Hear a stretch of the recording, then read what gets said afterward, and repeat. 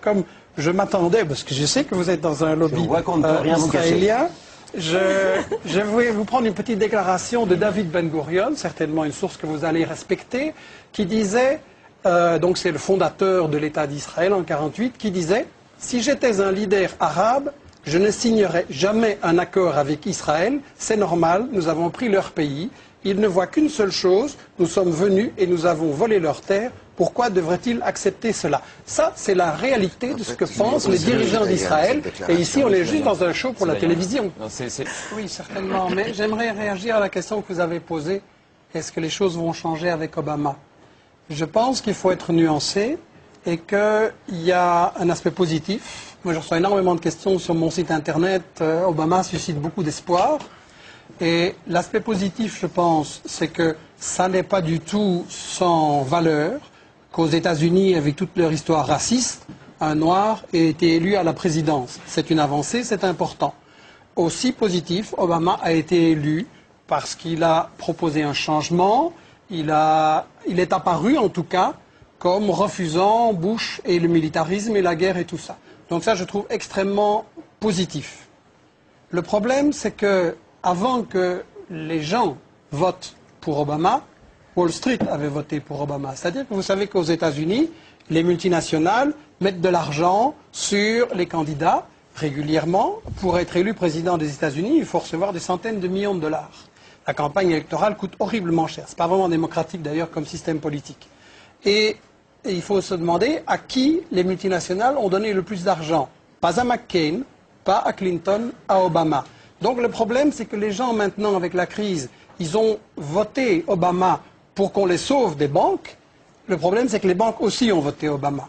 Alors je pense que dans la question israélienne, vous avez raison de dire qu'Obama a raconté toute une série de choses pendant sa campagne électorale pour se faire élire, que maintenant il dit le contraire. Et là, il va falloir tester. Obama a choisi comme vice-président un sioniste acharné, comme secrétaire général de la Maison-Blanche également un sioniste acharné. Il a dit que Jérusalem, ça devait être la capitale d'Israël. Or, Jérusalem est une capitale volée. Il a proposé de donner 30 milliards de dollars d'aide militaire en plus à Israël. Je voudrais simplement dire à Obama, il y a 40 millions de gens sous le seuil de pauvreté aux États-Unis. Est-ce que ces milliards de dollars ne seraient pas mieux utilisés là? Il y a un énorme problème social aux États-Unis et je pense que malheureusement, d'abord le problème c'est que le pouvoir n'est pas à la Maison-Blanche. Le pouvoir, il est dans les multinationales qui décident cette stratégie et qui décident qui sera président. Et je crois sincèrement qu'on va avoir, ils ont maintenant, comme je l'ai dit au début et comme M. Baird l'a souligné, ils ont un grand problème, c'est que la méthode Bush, on passe en force, on fait la guerre à tout le monde, ça a échoué. Ça n'a provoqué que de plus en plus d'indignation, de résistance dans le monde. En plus, les États-Unis sont une puissance économiquement en faillite. Il y a eu la crise immobilière, s'annonce la crise des cartes de crédit, donc il va y avoir En fait, c'est une économie en faillite. Comment voulez-vous continuer à faire la guerre partout dans le monde quand vous n'avez pas une économie qui peut la payer? Donc maintenant, ils sont vraiment dans un désarroi à hésiter entre les tactiques on va jusqu'au bout, on fait la guerre à fond et en avant, ou des tactiques plus intelligentes, comme on a entendu cette version-là, pour essayer de maintenir la domination des États-Unis sur le monde. Moi, je voudrais simplement dire, les États-Unis n'ont pas à dominer le monde. Il ne faut pas se poser la question quelle est la meilleure manière de rester les maîtres du monde. Le monde, simplement, il est en train d'évoluer. Il n'est plus unipolaire avec une grande puissance. Il est multipolaire. La Chine monte en puissance. La Russie a cessé de se mettre à genoux devant les États-Unis.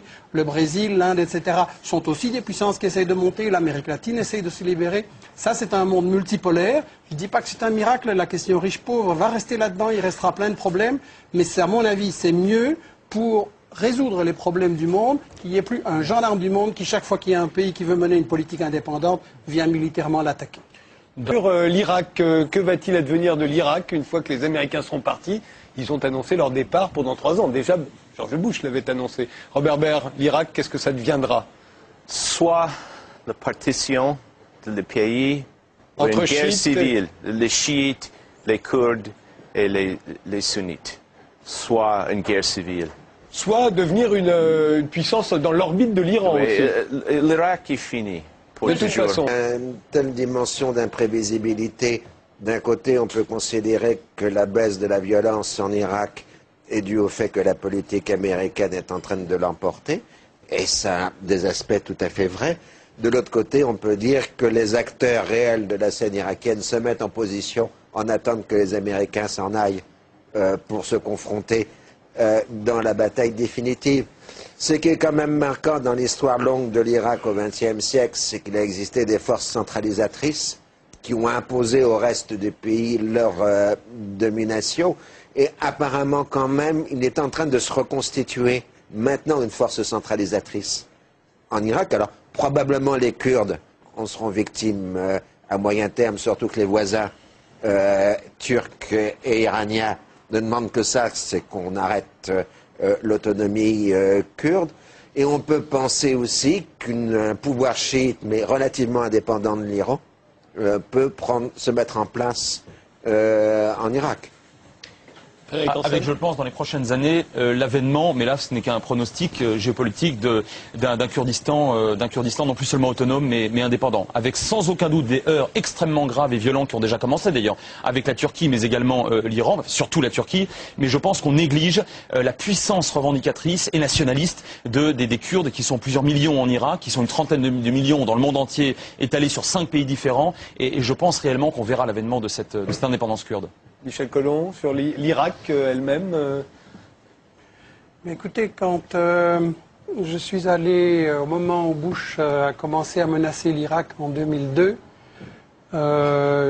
j'ai présidé une mission internationale qui a séjourné en Irak pendant 2 semaines. Tout le monde sentait que la guerre allait arriver.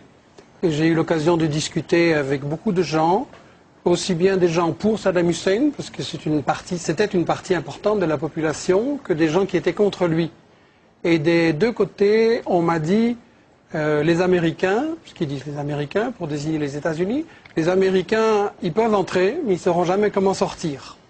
Et je pense que ça illustre qu'en réalité, les problèmes, on a posé ce soir, on a beaucoup discuté sur beaucoup de problèmes tactiques et stratégiques, qu'est-ce qu'il faut faire.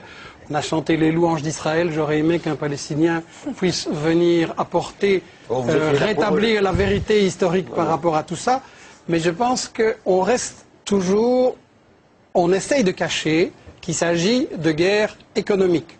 On nous dit, ah, c'est pour la démocratie, c'est contre les armes de destruction massive, etc. Je regrette. Mais la démocratie, quand vous tomber sur un gouvernement élu démocratiquement, mais qui ne se met pas à genoux devant les États-Unis et devant Israël, comme vous faites, vous le renversez et même vous l'assassinez. Vous l'avez fait au Congo en assassinant Lumumba, en remplaçant par Mobutu, les États-Unis, etc. Vous l'avez fait au Chili, en volant le cuivre, en assassinant Allende, en le remplaçant par Pinochet. Les États-Unis ont placé les États-Unis, mais on n'est pas mais c'est qui vous? Écoutez, on n'est pas au commissariat, je n'ai pas à répondre vos questions. Non, mais c'est pour comprendre. Je m'adresse aux spectateurs, vous défendez les États-Unis, je les critique. Chaque fois que je parle, vous m'interrompez. Ça vous gêne que je m'exprime ici? Pas du tout, ça m'amuse. Ça m'amuse. S'il vous plaît, de ne pas m'interrompre. Vous êtes un exemple emblématique de l'obsession anti-israélienne et anti-américaine. Vous êtes un exemple emblématique du racisme d'Israël. Non plus. Et voilà, avec ça, on n'en sort pas. Je suis d'accord avec le racisme d'Israël, mais je ne suis pas d'accord avec la politique israélienne, ça c'est sûr. C'est une tactique classique de débat télévisé. On jette une peau de banane pour que l'autre ne puisse pas aller jusqu'au bout. Vous le faites vous-même très bien. Qu'on ne puisse pas aller jusqu'au bout et que les gens ne puissent pas entendre ce que j'ai à dire. Je voudrais simplement dire que vous avez éliminé une série de gouvernements démocratiquement élus parce qu'ils ne vous plaisaient pas et qu'ils ne se mettaient pas à genoux devant vous. Dans chaque pays d'Amérique latine, vous avez fait un coup d'État militaire, dans chaque pays d'Amérique latine.